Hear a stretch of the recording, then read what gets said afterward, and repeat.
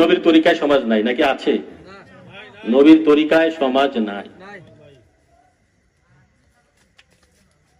যেমন আপনারা যে বাজেট করে টাকা বক্তাগুলো আনেন, অনেকে ভিক্ষাবৃত্তি করে ধার করে টাকা পয়সা নেন, দোকানে উঠান, বাজারে উঠান, রাস্তাঘাটে উঠান, উঠাইয়া তারপর বিভিন্ন জায়গায় টাকা উঠাইয়া লাখ লাখ টাকা উঠে লাখ লাখ টাকা বক্তা আনে।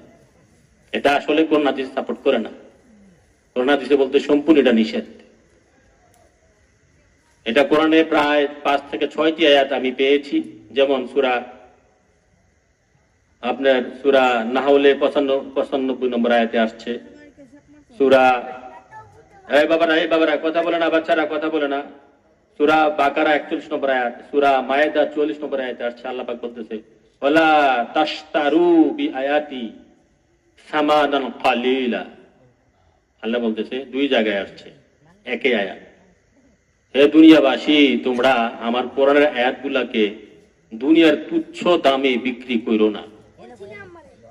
মানে এইটার মানে হচ্ছে, এই যে আমরা বয়ান করতে এসে, ওয়াজ করতে এসে, মাহফিল করতে এসে আগে যে চুক্তি করে টাকা নেই, আমাকে 5,000 টাকা ভাড়া দিতে হবে, আগে 10,000 টাকা। আজকের ওয়াজে কোনো চুক্তি বক্তা নাই, চুক্তি বক্তা আমার লগে চলতে পারে না। আল্লাহ পাক বলতেছে, ওয়ালা তাশতারু বিআয়াতি সামানান কালিলা। 2 জায়গায় আছে কোরআনে যে আমার কোরআনের আয়াত হাদিস বিক্রি করে তোমরা চুক্তি করে টাকা নিও না।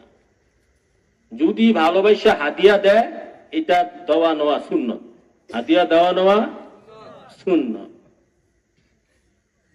ওই যে 2 মাস হবে মনে হয় আপনাদের মন্ত্রী একটা মাহফিল করেছিলাম, আরো ছোট আয়োজন, লোক প্যান্ডেল ভরছে। আমি ওঠার পর প্যান্ডেল অনেক ছোট ছিল, উঠানের মধ্যে করছে। তারা নিজেরা বলছে, মন্ত্রীর লোক মনে এখনো আছে, তারা নিজেরা বলছে, তা আমি মাহফিলের কিছুদিন আগে, 15-20 দিন আগে সুন্নি জামাতের বড় বক্তা আনছিল 60,000 না 50,000 টাকা দিয়ে। তারা আমার ওয়াজ শোনার পর বলছে, হুজুর কিছুদিন আগে যে আমরা এত 1000 টাকা দিয়ে একটা বক্তা আনছি, আমি বক্তার নাম বললাম না, নাম বলা ঠিক না। কয় উনি যে ওয়াজ করছেন আর আপনি যে ওয়াজ করছেন, আপনিও তো আমরা 5,000 টাকাও দিতাম না। আমি বলছি, আমার টাকার জন্য তো আসি না। আপনার ওয়াজের সাথে তাদের ওয়াজ আপনারটার সাথে তুলনায় হয় না।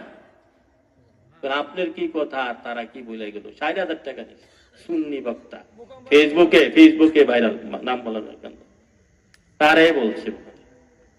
বাবারা, এটা তো দোষ মোল্লাদের না, যারা চুক্তি করে ওয়াজ করে, এটা দোষ তাদের না, দোষ আপনাদের, যারা আপনারা টাকা দিয়ে দাওয়াত দেয়।